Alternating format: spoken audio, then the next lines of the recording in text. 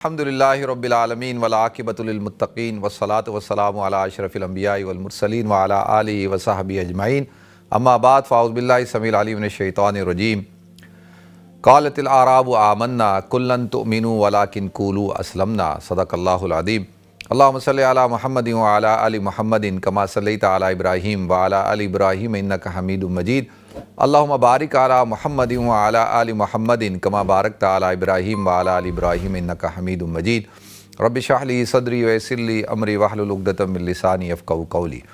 محترم ناظرین کرام، بزرگان دین اور میری عزیز ماؤں اور بہنوں و بھائیوں، السلام علیکم ورحمۃ اللہ وبرکاتہ۔ میں آپ کا میزبان عبدالوہاب آپ کو پروگرام گفتگو کے اندر خوش آمدید کرتا ہوں۔ ناظرین، امام بخاری رحمۃ اللہ علیہ نے ایک بڑی طویل حدیث کی کتاب میں اس کو تذکرہ کیا ہے، اس کو نقل کیا ہے کہ جس کو حدیث جبریل کہا جاتا ہے اور حدیث ام السنن بھی کہا جاتا ہے اور حدیث ام الجماع بھی کہا جاتا ہے۔ مختلف عنوان دیے گئے ہیں اس حدیث کو، اور اس کو لیکن مشہور جو ہے وہ حدیث جبریل کے حوالے سے ہے۔ تو وہ میں آپ حضرات کے سامنے اس کا ترجمہ بھی پیش کر دیتا ہوں، اور ساتھ ساتھ جو ہے وہ اس کی جو اہمیت ہے، اس کے اندر اللہ کے رسول صلی اللہ علیہ وسلم نے جن باتوں کی طرف ارشاد فرمایا وہ بھی آپ حضرات کے سامنے میں پیش کر دیتا ہوں۔ خاص طور پہ اسلام، ایمان اور احسان، یہ تین چیزیں ہیں، اسلام اور ایمان اور احسان، اور پھر اس کے ساتھ اشراط الساعہ جو قیامت کی نشانی ہیں وہ، اور اس حوالے سے اللہ کے رسول صلی اللہ علیہ وسلم نے گفتگو کی ہے۔ تو حضرت عمر رضی اللہ تعالیٰ عنہ سے روایت ہے کہ وہ بیان کرتے ہیں کہ بینما نحن جلوس عند رسول اللہ صلی اللہ علیہ وسلم ذات یوم اذا طلع علینا رجل، کہ ایک دن ہم حضور اکرم صلی اللہ علیہ وسلم کی مجلس میں بیٹھے تھے، تو اذا طلع رجل، ایک شخص جو ہے ہماری طرف متوجہ ہوا، یعنی ہمارے پاس آیا اور اچانک آیا، اور ان کی کیا حالت تھی؟ شدید بیاض الثیاب، کہ بیاض الثیاب، اس نے سفید کپڑے پہنے تھے، اور شدید سواد الشعر، اور اس کے جو بال تھے وہ بالکل یعنی سیاہ تھے، اور لا یرا علیہ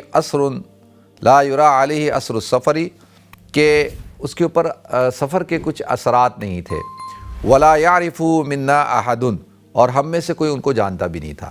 یعنی کیا تھے؟ سفید، بالکل سفید کپڑے پہنے ہوئے، خوبصورت، اور سیاہ بال کا مطلب ہے کہ جب آدمی ٹریول کر کے آتا ہے نا، یہ آج کل کا ٹریول نہیں جو ہم جہازوں میں کر رہے ہیں، ٹرینوں میں کر رہے ہیں، بسوں میں کر رہے ہیں، گاڑیوں میں کر رہے ہیں، اس میں نہ کپڑے گندے ہوتے ہیں، نہ انسان کا جسم گندا ہوتا ہے، نہ بال پرا گندا ہوتے ہیں۔ اس زمانے میں جب سفر کیا جاتا تھا تو اونٹوں پہ، گھوڑوں پہ اور بیلوں پہ، اسی طریقے سے جو ہے وہ خچروں پہ ریگستانوں کا سفر ہوتا تھا، تو اس میں انسان کے کپڑے گندے ہو جاتے تھے، جسم گندا ہو جاتا تھا، اور بال پرا گندا ہوتے تھے، تو برے حالات ہوتے تھے، ایسے نہیں۔ تو اس شخص کے اوپر کسی قسم کے سفر کے کوئی حالات نہیں تھے، کوئی اثرات نظر نہیں آ رہے تھے۔ سفید کپڑے پہنے ہوئے ہیں، صاف ستھرا ہے، ریشن چہرہ ہے، اور بال بھی صاف ستھرے ہیں، ہر چیز، لیکن ہم میں سے کوئی ان کو جانتا نہیں تھا۔ تو ولا یعرف منا احد، ہم میں سے کوئی ان کو جانتا نہیں تھا۔ حتی جلس الی النبی صلی اللہ علیہ وسلم، یہاں تک کہ وہ حضور اکرم صلی اللہ علیہ وسلم کے پاس بیٹھ گئے۔ فاسند رکبتیہ الی رکبتیہ ووضع کفیہ علی فخذیہ، کہ انہوں نے کیا کیا کہ اپنے گھٹنوں کو حضور کے گھٹنوں کے ساتھ ملا دیا، دونوں ہاتھوں کو حضور کی رانوں پہ رکھ دیا۔ ایک مطلب کا تو علماء کا یہ ہے، اور دوسرا مطلب یہ ہے کہ انہوں نے اپنے ہاتھوں کو اپنی ہی رانوں پہ رکھا، یعنی با ادب ہو کر حضور اکرم صلی اللہ علیہ وسلم کے پاس بیٹھ گئے۔ تو دونوں مطلب لیے جا سکتے ہیں۔ تو اگر حضور کے یعنی رانوں پہ رکھا ہے تو کیا ہے کہ یہ بہت زیادہ محبت اور بہت زیادہ چاہت، اور یعنی اپنی طرف کامل طور پہ متوجہ کرنا، یعنی کسی شخص کو اگر آپ کامل طور پر چاہتے ہیں کہ اس کا توجہ آپ کی طرف ہو، اس کی انٹینشن آپ کی طرف ہو، تو آپ اس کے ٹخنوں پہ ہاتھ رکھ دیتے ہیں یا رانوں پہ ہاتھ رکھتے ہیں، تو اس طریقے سے۔ اور اگر اپنے رانوں پہ ہاتھ رکھا تو یہ باادب ہونے کی نشانی ہے، جیسے ایک استاد کے سامنے شاگرد جو ہے وہ بیٹھتا ہے، ٹھیک ہے جی۔ تو پھر انہوں نے فرمایا، انہوں نے سوال پوچھا، وقال یا محمد، اے محمد صلی اللہ علیہ وسلم، اخبرنی عن الاسلام، کہ آپ مجھے اسلام کے بارے میں خبر دیجئے، بتائیے اسلام کے بارے میں۔ تو فقال رسول اللہ صلی اللہ علیہ وسلم، تو رسول اللہ صلی اللہ علیہ وسلم نے ارشاد فرمایا، ان تشہد اللہ الہ الا اللہ وان محمدا رسول اللہ وتقیم الصلاۃ وتؤتی الزکاۃ وتصوم رمضان وتحج البیت ان استطعت الیہ سبیلا۔ تو انہوں نے کہا بھئی آپ مجھے جو ہے وہ کس کے بارے میں؟ اسلام کے بارے میں بتائیں۔ تو آپ نے فرمایا کہ بھئی سب سے پہلی چیز کیا ہے کہ تم شہادت دو اللہ رب العزت کی الوہیت کی، وحدانیت کی، اور حضور اکرم صلی اللہ علیہ وسلم محمد صلی اللہ علیہ وسلم کی رسالت کی۔ پھر اس کے بعد تم نماز قائم کرو، زکوٰۃ دو، روزے رکھو، اور استطاعت ہو یعنی صاحب نصاب یا استطاعت ہو، طاقت رکھتے ہو تو حج کرو۔ تو یہ انہوں نے اسلام کے بارے میں بیان کیا۔ پھر قال صدقتا، تو انہوں نے کہا صدقتا، آپ نے بالکل صحیح کہا، یعنی تصدیق کی آپ کی بات کی۔ تو فعجبنا لہ، تو وہ صحابہ کہتے ہیں ہمیں یہ بات بہت عجیب لگی کہ بھئی خود ہی سوال کرتے ہیں اور پھر جب حضور نے جواب دیا تو اس کی تصدیق کر رہے ہیں۔ تو یہ بات تھوڑی سی عجیب لگ رہی تھی کہ بھئی یہ کیا بات ہوئی کہ بھئی یا تو آپ سوال پوچھ رہے ہو تو آپ کو نہیں آتا تو آپ کہو کہ ہاں جی ٹھیک ہے جی۔ تو ان کو یہ بات عجیب لگی۔ یسألوہ، کہ وہ کیا کرتے ہیں، خود ہی سوال بھی کر رہے ہیں، ویصدقوہ، اور خود ہی تصدیق بھی کر رہے ہیں۔ پھر اس کے بعد انہوں نے کہا فاخبرنی عن الایمان، کہ آپ ایمان کے بارے میں مجھے جو ہے بتائیں۔ تو اللہ کے رسول صلی اللہ علیہ وسلم نے ارشاد فرمایا ان تؤمن باللہ، کہ ایمان کیا ہے، تم اللہ کے اوپر ایمان لاؤ، وہ ملائکتی، اس کے فرشتوں پہ، وہ کتبی، اس کی کتابوں پہ، وہ رسولی، اس کے رسولوں پہ، والیوم الآخر، اور آخرت کے دن پہ، وتؤمن بالقدر خیرہ و شرہ من اللہ، کہ تقدیر کے اوپر ایمان لاؤ، اچھا اور برا سب اللہ کی طرف سے ہوتا ہے۔ قال صدقتا، دوبارہ سے انہوں نے کہا جی آپ بالکل ٹھیک کہہ رہے ہیں، تصدیق کی۔ پھر فرمایا قال فاخبرنی عن الاحسان، کیا آپ مجھے احسان کے بارے میں بتا دیجئے، احسان کیا چیز ہے؟ ان تعبد اللہ کأنک تراہ، اللہ کے رسول صلی اللہ علیہ وسلم نے ارشاد فرمایا کہ تم اللہ کی عبادت ایسے کرو گویا کہ تم اس کو دیکھ رہے ہو۔ فإن لم تکن تراہ فإنہ یراک، اگر ایسی کیفیت نہیں ہے کہ بھئی کہ تم عبادت کرتے ہوئے تمہیں لگے کہ تم اللہ کو دیکھ رہے ہو، اگر یہ کیفیت نہیں ہو تو فإن لم تکن تراہ فإنہ یراک، پھر یہ کیفیت پیدا کر لو کہ وہ اللہ تمہیں دیکھ رہا ہے۔ پھر انہوں نے کہا فاخبرنی عن الساعہ، کہ آپ مجھے قیامت کے بارے میں بتائیں۔ تو اللہ کے رسول صلی اللہ علیہ وسلم نے ارشاد فرمایا مل مسئول عنہا بعالم بالسائل، کہ جو سوال پوچھنے والا ہے اس کا علم اور جس سے سوال پوچھا جا رہا ہے اس کا علم برابر ہے، یعنی تم مجھ سے پوچھ رہے ہو تو مجھے اس بات کا علم نہیں ہے، جتنا علم تمہارے پاس ہے اتنا ہی میرے پاس ہے۔ قال فاخبرنی عن اماراتہا، کہ کہا چلو اس کی کچھ نشانیاں ہی بتا دو۔ تو اللہ کے رسول صلی اللہ علیہ وسلم نے ارشاد فرمایا تلد الامۃ ربتہا، کہ ماں جو ہے اپنے آقا کو جنے گی، وَأَن تَرَى الْحُفَاةَ الْعُرَاةَ الْعَالَىٰ، کہ تم دیکھو گے کہ جو مفلس لوگ ہیں، ننگے پاؤں، ننگے جسم والے لوگ، وہ کون؟ جو بکریاں چلانے والے، رعاء الشاة یتطاولون فی البنیان، کہ جو بکریاں چلاتے ہیں یعنی چرواہے، وہ کیا کریں گے؟ یتطاولون فی البنیان، بڑی بڑی اونچی اونچی عمارتیں بنانے میں مقابلہ کریں گے، اونچی اونچی عمارتیں بنائیں گے، اس میں مقابلہ کریں گے۔ ثم انطلق فلبثت ملیا ثم قال لی یا عمر، پھر وہ سوال پوچھ کے کچھ دیر بعد چلے گئے تو حضور اکرم صلی اللہ علیہ وسلم نے پوچھا اے عمر اتدری من السائل، کیا تم جانتے ہو کہ جس نے سوال پوچھا یہ کون تھا؟ قلت اللہ ورسولہ اعلم، تو حضرت عمر کہتے ہیں کہ بھئی میں نے کہا اللہ اور اس کا رسول ہی جانتا، بھئی ہمیں کیا پتہ کون تھے؟ تو اللہ کے رسول صلی اللہ علیہ وسلم نے ارشاد فرمایا قال فإنہ جبریل، کہ وہ جبریل تھے، اتاکم یعلمکم دینکم، کہ وہ تمہارے پاس آئے تھے تمہارا دین سکھانے کے لیے۔ امام مسلم رحمۃ اللہ علیہ نے بھی اس حدیث کو روایت کیا ہے، ٹھیک ہے جی، امام مسلم نے۔ تو اس کے اندر چند باتیں ہیں۔ سب سے پہلی بنیادی بات کیا ہے؟ پہلی بنیادی بات یہ ہے کہ اسلام کے بارے میں پوچھا جا رہا ہے کہ اسلام کیا ہے۔ تو اسلام بنی الاسلام علی خمس، اسلام کی عمارت جو ہے 5 چیزوں پہ قائم کی گئی۔ اور اسلام کیا چیز ہے؟ اسلام نام ہے آپ اللہ رب العزت کی وحدانیت پہ اور حضور اکرم صلی اللہ علیہ وسلم کی رسالت پر ایمان رکھیں، نماز کو قائم کریں اور روزے رکھیں، زکوٰۃ ادا کریں اور اسی طرح سے حج کریں، ٹھیک ہے، یہ ہو گیا اسلام۔ اور وہ جو حدیث ہے بنی الاسلام علی خمس شہادت اللہ الہ الا اللہ وان محمد عبدہ ورسولہ واقام الصلاۃ وایتاء الزکوۃ وتصوم شہر رمضان وتحج حج البیت، تو حضور نے فرما دیا اسلام کے اراکین جو ہیں وہ 5 ہیں۔ تو یہ اسلام کے بارے میں ہو گیا۔ اور پھر ایمان کے بارے میں پوچھا کہ بھئی ایمان کیا چیز ہے؟ تو ایمان کیا؟ ان تؤمن باللہ، جو ہم ایمان مفصل ہے نا، آمنت باللہ وملائکتہ وکتبہ ورسلہ والیوم الآخر والقدر خیرہ وشرہ من اللہ تعالی والبعث بعد الموت۔ تو یہ ایمان ہے۔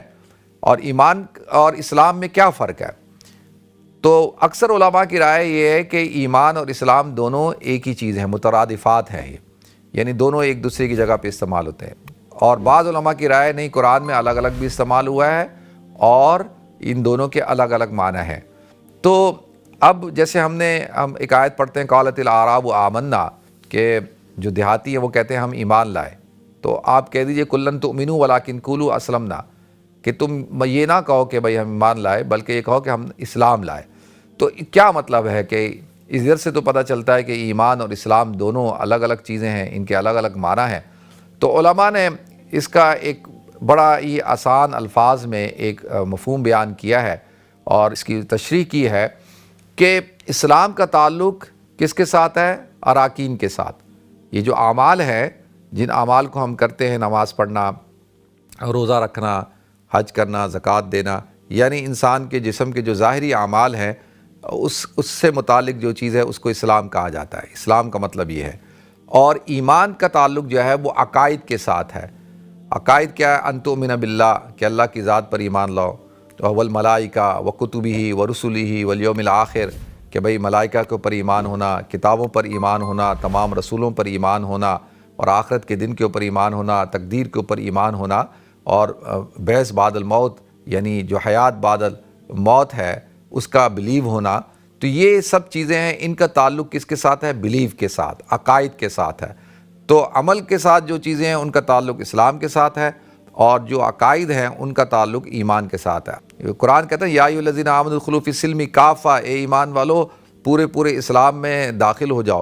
اور عمومی طور پر ان الدین عند اللہ الاسلام، جو اسلام ہے اگر اس کو وسیع مفہوم میں لیا جائے تو اسلام کا مطلب کیا ہے کہ بھئی اس کے اندر یہ ایمانیات بھی آ جاتی ہیں، اور عبادات بھی آ جاتے ہیں، اور معاملات بھی آ جاتے ہیں، عقائد بھی آ جاتے ہیں، معاشرت بھی آ جاتی ہے، معیشت بھی آ جاتی ہے، کیونکہ ان الدین عند اللہ الاسلام، اللہ کے نزدیک جو دین ہے وہ اسلام ہی ہے۔ اسلام ایک بنیادی مذہب نہیں ہے بلکہ ایک دین ہے، اور دین میں اور مذہب میں بنیادی فرق یہ ہوتا ہے، مذہب کے اندر آپ کی جو رہنمائی ہوتی ہے وہ چند رسوم اور عبادات کی طرف ہوتی ہے، لیکن جو دین ہوتا ہے وہ آپ کو گائیڈ کرتا ہے، اس کے اندر ہدایات ہوتی ہیں، وہ آپ کے لیے پورا ایک طرز حیات ہوتا ہے۔ تو لہذا ایک چیز تو یہ ہو گئی۔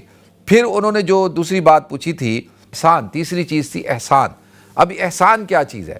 دیکھیں احسان جو ہے اس کا مطلب ہوتا ہے کسی کام کو بھی بہت اچھے طریقے سے کرنا، اور ہمارے ہاں اردو میں ہم کہتے ہیں کہ یار یہ بندہ احسان مند نہیں ہے، اس کو احسان مند ہونا چاہیے، میں آپ کا محسن ہوں، یہ میرا محسن ہے۔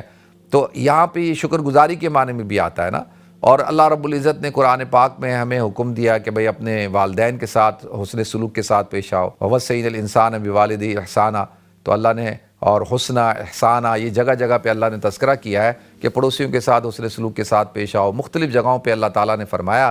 تو یہاں پر احسان سے مراد ایک مطلب تو یہ ہے کہ بھئی آپ اچھے طریقے سے پیش آئیں اور خیر کے ساتھ پیش آئیں، اور آپ جو ہے وہ لوگوں کے شکر گزار بنیں، تو اس معنی میں بھی لیا جاتا ہے۔ لیکن یہاں پہ اس حدیث کے اندر اس معنی میں لیا گیا ہے کہ احسان کیا ہے کہ آپ عبادت ایسے کریں، یعنی اتنے اچھے طریقے سے عبادت کریں، اور اس عبادت کے اندر خشوع اور خضوع اس درجے کا ہونا چاہیے کہ جب آپ عبادت کر رہے ہوں تو آپ اس لیول پہ ہوں کہ آپ اللہ کو دیکھ رہے ہوں۔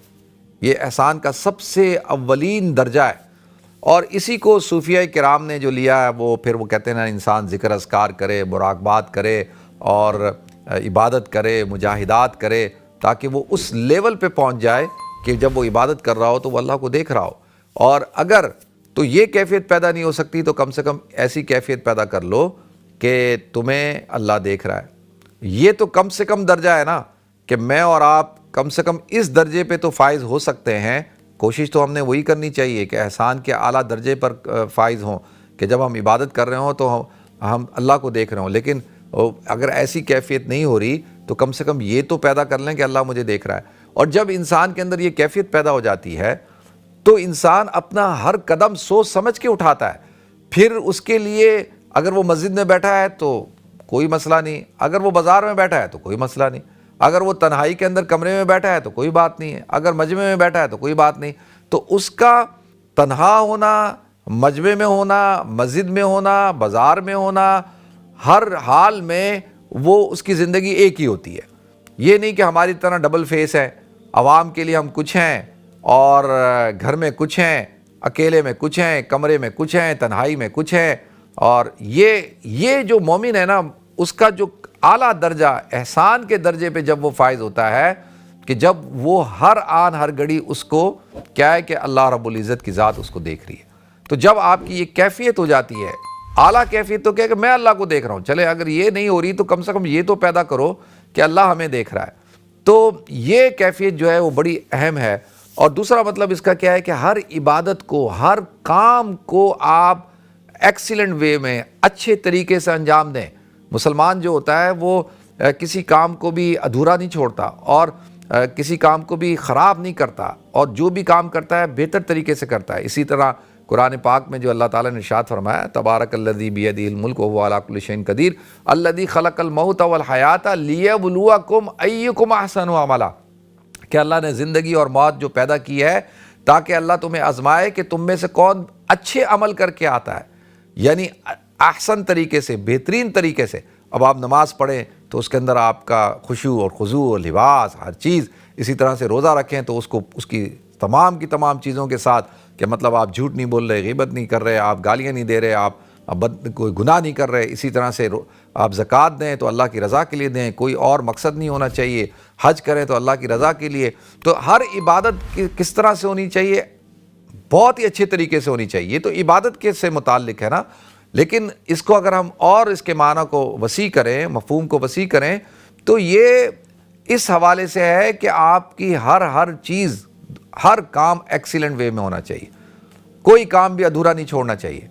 کاش کہ اللہ تعالیٰ جو ہے وہ ہم مسلمانوں کے اندر یہ سوچ پیدا کر دے کہ جبھی تو اللہ نے کہا ان اللہ یحب المحسنین، کہ اللہ تعالیٰ جو احسان کرنے والے. یہاں پہ احسان سے مراد وہ لوگ نہیں ہیں جو لوگوں کی مدد کرتے ہیں، لوگوں کے ساتھ تعاون کرتے ہیں، خاندان کے ساتھ، والدین کے ساتھ، وہ بھی آپ لے سکتے ہیں.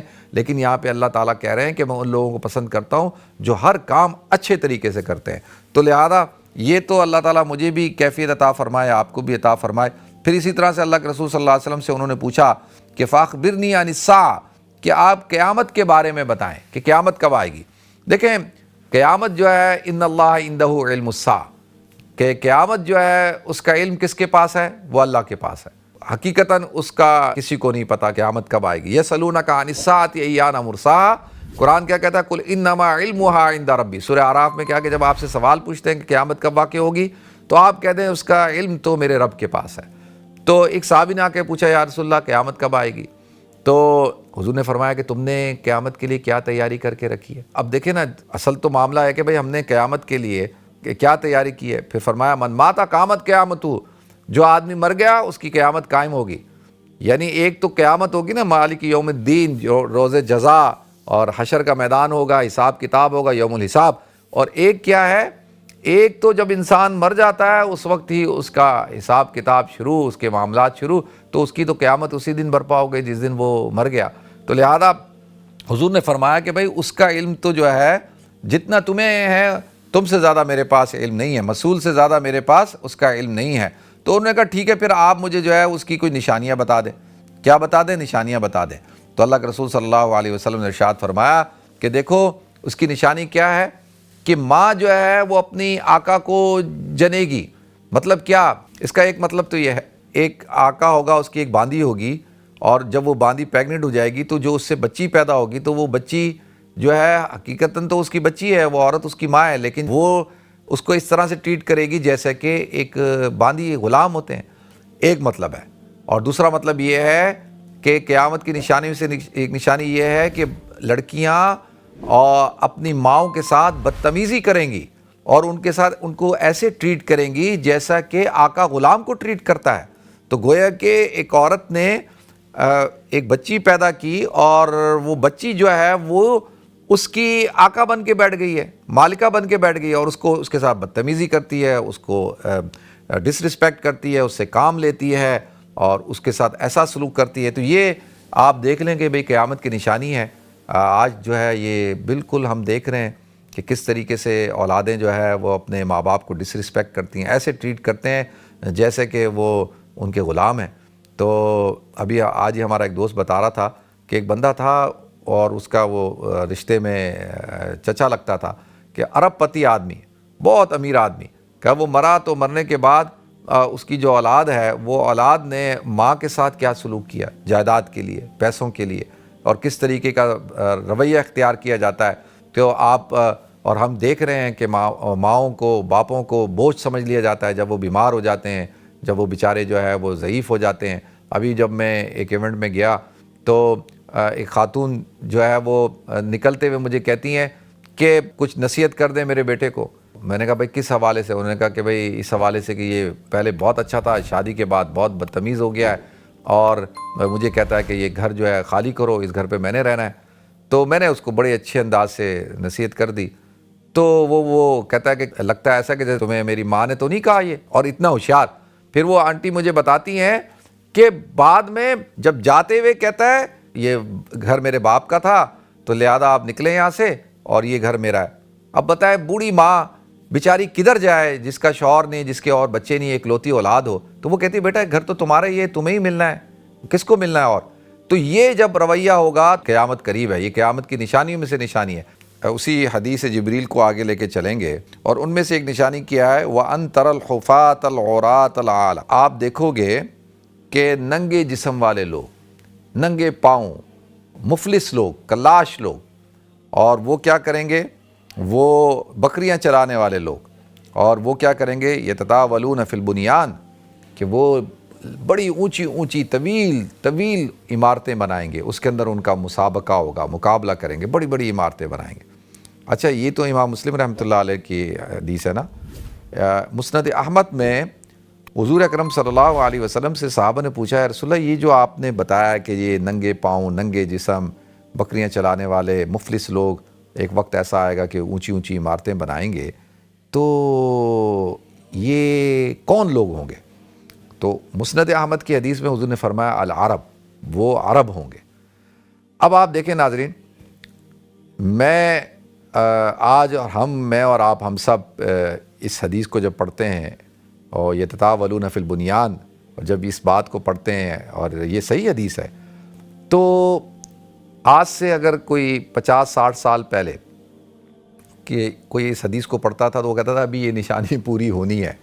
60-70 سال پہلے وہ ہوگا کہ جی نشانی ابھی پوری ہوگی، ابھی پوری ہوئی نہیں ہے، اور اللہ نے ہماری زندگیوں میں اس کو پورا کروا دیا. آپ چلیں میرے ساتھ دبئی چلیں. آپ اسی طریقے سے آپ عرب ملکوں کا دیکھیں، کویت، ابوظہبی، دبئی، اسی طرح سے جو ہے ریاض، ان ملکوں کا جو صورتحال ہے، قطر. آپ کو میں عرض کروں، پہلے بھی شاید میں نے یہ بات بتائی کہ میں کچھ پچھلے دنوں بیٹھا تھا، جب فارغ ٹائم ہوتا ہے تو میں ایک ڈاکومنٹری دیکھ رہا تھا. یہ جو کلاک ٹاور ہے نا، کلاک ٹاور کی جو تعمیر ہوئی ہے اس کے اوپر ایک پوری ڈاکومنٹری ہے یوٹیوب پہ، آپ جا کے دیکھ سکتے ہیں. بڑی اچھی ڈاکومنٹری ہے، بڑی انٹرسٹنگ ہے، آپ کو دیکھنا چاہیے اس کو. تو یہ $16 بلین کے اس کے اوپر خرچ ہوئے ہیں. $16 بلین. آپ کو پتہ ہے $16 بلین کس کو کہتے ہیں؟ تو اچھا اس کے بعد پھر یہ برج خلیفہ بنا. انہوں نے کہا اچھا جی اتنی دنیا کے ٹالسٹ بلڈنگ بنا دی ہے، ٹالسٹ ٹاور بنایا ہے، تو ہم اس سے لمبا اونچا بنائیں گے. انہوں نے اس سے اونچا بنا دیا اور اس پہ غالباً جو ہے $23 بلین خرچ کر دیے. اچھا اس کے بعد جو ہے پھر وہ ایک چائنا کے اندر بنا. تو عرض یہ کر رہا ہے کہ اس وقت یہ اور $16 بلین، اور اگر یہاں پہ میں کہتا ہوں چلو $20-22 بلین ہیں، آپ مجھے بتائیں، دل پہ ہاتھ رکھ کے بتائیں، کیا یہ بڑی بڑی بلڈنگیں آپ کو آپ کے دشمن سے بچا سکتی ہیں؟ آپ کو خوشحالی دے سکتی ہیں؟ ہاں آپ کی شان و شوکت کو تو ظاہر کر سکتی ہیں، لیکن وہ شان و شوکت تو ہو جائے گی، لیکن کیا دفاعی اعتبار سے یعنی ڈیفینسو اس میں دیکھا جائے تو یہ تو آپ کی ویک پوزیشن پہ لے آتی ہیں. آپ کو یہ خوف ہوتا ہے کہ یار کوئی میزائل لگ گیا، کوئی بم مار دیا، کوئی اڑا دیا تو یہ تو اتنا پیسہ ضائع ہو جائے گا. اگر یہی پیسہ یہی پیسہ خرچ کیا جاتا ہیومن ڈیولپمنٹ کے اوپر، اگر یہی پیسہ خرچ کیا جاتا یونیورسٹیز پہ، کالجز پہ اور لیبارٹریز پہ اور مختلف انسانوں کی فلاح کے اوپر خرچ کیا جاتا، ملک کی فلاح کے اوپر خرچ کیا، تو کتنا اس سے جو ہے وہ فائدہ ہونے والا تھا، اور آج ہم کہاں کھڑے ہوتے۔ تو ایک بات تو یہ حضور کی جو پیشن گوئی ہے یہ بالکل صحیح ثابت ہو رہی ہے۔